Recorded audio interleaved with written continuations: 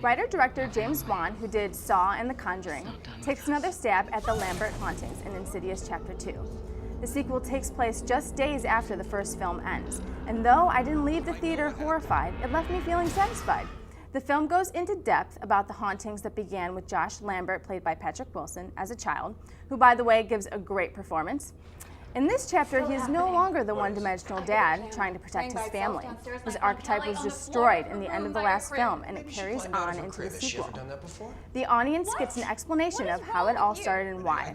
However, will all your questions be answered?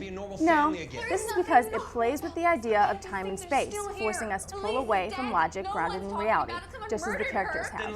Without logic, coherent explanations are impossible. Haven't you ever seen a David Lynch film? It carries the same atmospheric tone as the first film, with its towering houses and cluttered backgrounds that make your eyes play tricks on you. The juxtaposed editing gives off a severe, unsettling feeling that leaves you on the edge of your seat, waiting for something to happen. And it does.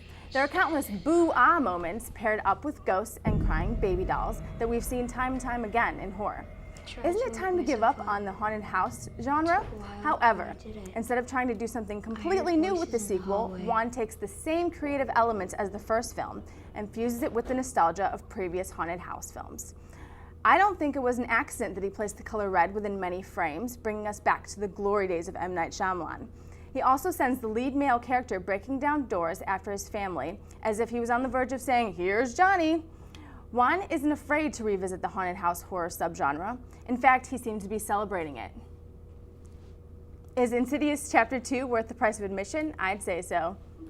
No, it's not. Like, no, it wasn't creative. I've seen all this before. I wanted to see something exciting, something interesting, and it didn't give me that. I kind of felt as like, if I was a kid and this was like the first horror movie I saw, I might have been terrified. But I'm a grown woman, so I've seen horror films before. I have a certain expectation when it comes down to like what I see, like what I'm viewing, and it doesn't satisfy my expectations. But I mean, don't you think it was sort of like an homage to like horror? Yeah, I did, like you pointed out, you know, the Here's Johnny from like The Shining. I did really like that because I felt I got like a real Jack Nicholson moment. Yeah, you know, which is grand. It was, yeah, like that's kind of a spoiler alert. But I like that. But everything else, I feel like the story didn't come, like they rushed a lot of elements of the film just to kind of like just finish it off so they can like potentially do another installment to the series.